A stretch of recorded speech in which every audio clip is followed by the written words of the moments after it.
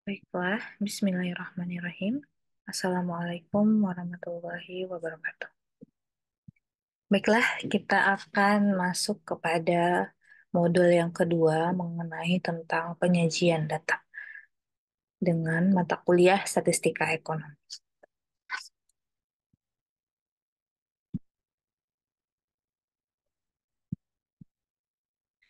Nah, untuk penyajian data dengan tabel, kita akan membahas mengenai tentang apa sih itu penyajian data. Selanjutnya, tabel distribusi frekuensi, membuat tabel distribusi data tunggal, membuat tabel distribusi frekuensi data kelompok. Pertama, kita masuk kepada penyajian data dengan tabel. Nah, kita masuk, apakah itu arti dari penyajian data? Penyajian data adalah suatu proses yang bertujuan untuk mengkomunikasikan informasi. Nah, mengkomunikasikan informasi data dalam bentuk visual yang mudah dipahami oleh orang lain. Nah, setelah itu, dalam penyajian data itu dapat menggunakan yang namanya grafik, tabel, diagram, dan visualisasi lainnya. Nah, gunanya adalah agar dapat digunakan untuk menunjukkan pola, tren, dan hubungan yang terdapat dalam kata. Tujuan utama dari penyajian data, nah apakah tujuannya? Untuk mempermudah orang lain dalam memahami data dengan cara yang lebih efektif, sehingga dapat membantu dalam pengambilan keputusan yang lebih baik. Dengan menggunakan penyediaan data tersebut, orang dapat memahami suatu informasi yang disajikan dengan lebih mudah dan cepat. Nah, perhatikanlah dua macam penyajian data berikut. Di sebelah sini, kita melihat bahwa ada data mentah, nilai ujian mata kuliah pengantar statistika. Di sini adalah data mentah. Nah, penyajian data ini kurang bermakna dan tidak memberikan informasi yang mudah bagi pembaca. Nah, coba kita bandingkan dengan data berikut. Nah, di sini dapat kita lihat bahwa dari tabel yang di samping ini, nah, tabel ini, kita bisa menangkap suatu informasi dari data yang disajikan itu, terutama berkaitan dengan jumlah frekuensi dan rentan nilai yang telah dikategorisasikan. Nah, di sini kita tidak tahu ya, mana sih nilai maksimal, mana sih nilai minimal, dan di data mentah ini kita juga kesulitan untuk mengetahui nilai 71 itu frekuensinya ada berapa orang, nilai 75 itu frekuensinya ada berapa orang. Nah, untuk data di samping, nah di sini yang sudah dikategorisasikan ini, kita tahu. Nah, misalnya untuk interval antara 20 sampai 21 frekuensinya adalah 11 orang. Nah, untuk interval antara 22 sampai 23 itu frekuensinya ada 17 orang. Nah, jadi berdasarkan perbandingan dua tabel tersebut, maka penyajian suatu data itu sangatlah penting. Nah, karena dapat memudahkan penerima informasi atau pembaca. Nah, setelah itu beberapa bentuk penyajian data yang umum digunakan itu adalah seperti ini. Yang pertama adalah tabel, yang kedua adalah diagram, dan yang ketiga adalah bisa dengan grafik. Nah, selanjutnya kita akan membahas tentang tabel distribusi frekuensi. Nah, tabel distribusi frekuensi.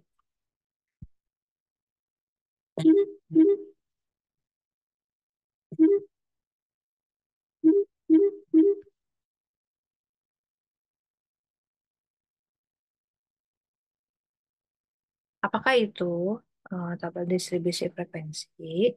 Nah, distribusi frekuensi adalah penyusunan data ke dalam kelas-kelas tertentu, di mana setiap data itu dimasukkan ke dalam interval tertentu. Nah, di sini kita tahu bahwa distribusi frekuensi itu adalah merupakan suatu cara, di sini adalah suatu cara untuk meringkas, suatu cara untuk meringkas serta menyusun sekelompok data mentah. Nah, menyusun sekelompok data mentah yang diperoleh dari penelitian dengan didasarkan pada distribusi penyebaran nilai variabel tersebut. Nah, distribusi frekuensi ini biasanya bisa berbentuk tabel, presentasi proporsi, rasio individu. Nah, kita masuk pertama, tabel distribusi turus.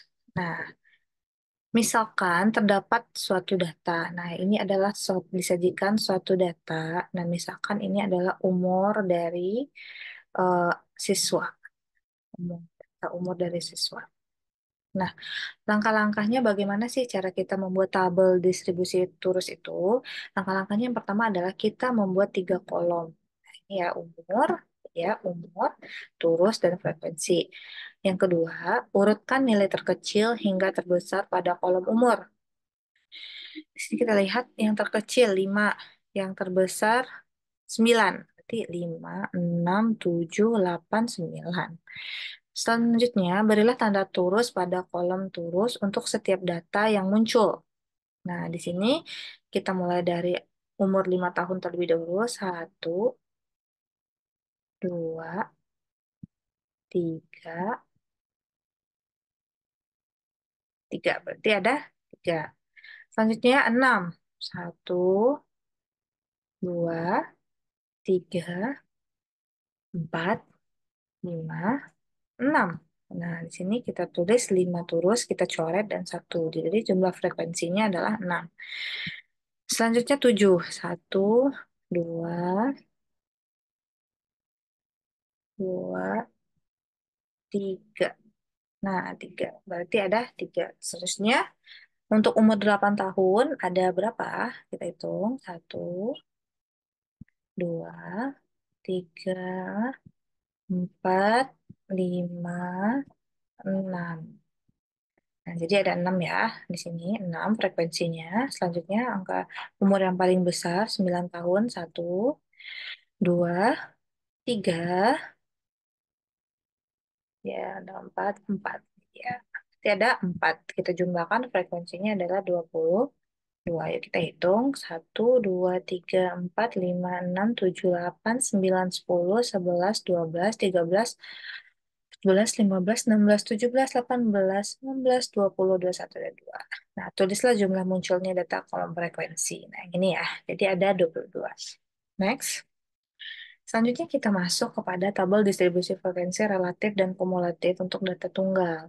Nah, kita masih memakai data yang sebelumnya. Nah, berdasarkan data sebelumnya akan dibuat distribusi frekuensi relatif dan kumulatif tunggal sebagai berikut. Nah, kita masuk kepada untuk data frekuensi relatif.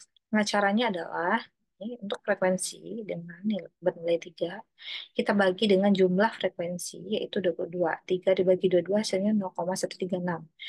Sampai kepada 4 per 22, 0,181. Nanti jumlahnya yaitu 1. Nah, untuk presentase frekuensi relatif, kita bisa mengkalikan hasil dari frekuensi relatif ini dikali dengan 100%. Hasilnya adalah 13,6%. Sampai kepada 0,272 dikali 100% menjadi 27,2%, 0,13 dikali 100% menjadi 13,6%, 0,27 0,272 dikali 100%, 27,2%, 0,18 dikali 100% menjadi 18,1%. Nah, di sini kita jumlahkan menjadi 100%. Nah, untuk frekuensi kumulatif, kita masuk kepada angka 3 terlebih dahulu yang ada di frekuensi. Setelah itu kita jumlahkan angka 3 ini dengan angka 6. Hasilnya adalah 9.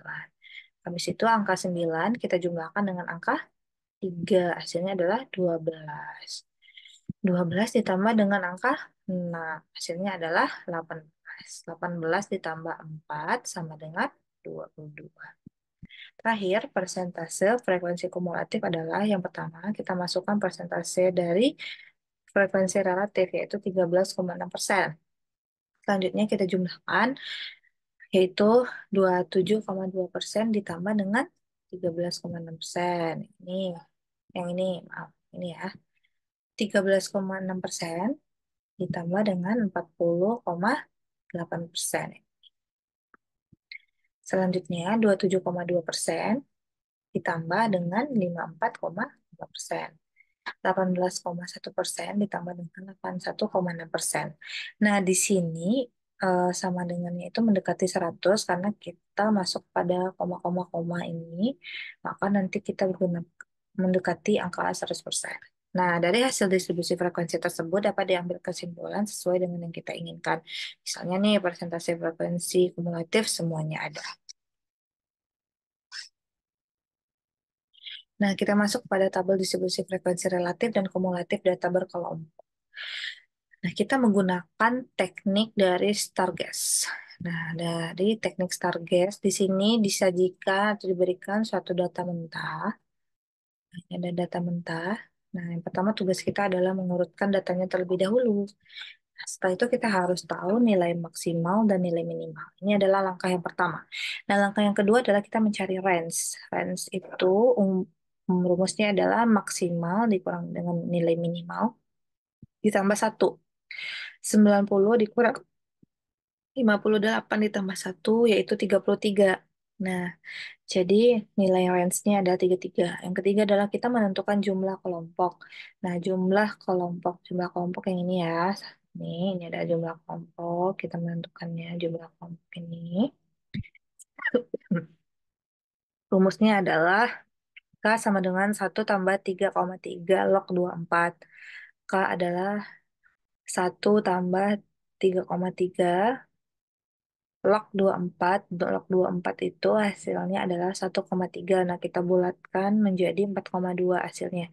Jadi kita bulatkan menjadi 4. Kita cari nilai yang terendah, yaitu menjadi 4 kelompok.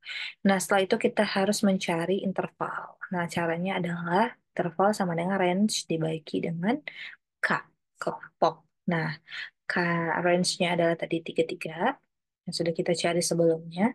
Sedangkan kelompoknya ada 4. Hasilnya 8,25 kita genapkan menjadi 9 untuk interval. Ini ya. Nah, jadi barulah kita membuat tabel. Nah, di sini ada 1, 2, 3, 4 kelompoknya, sedangkan intervalnya kita cari dulu.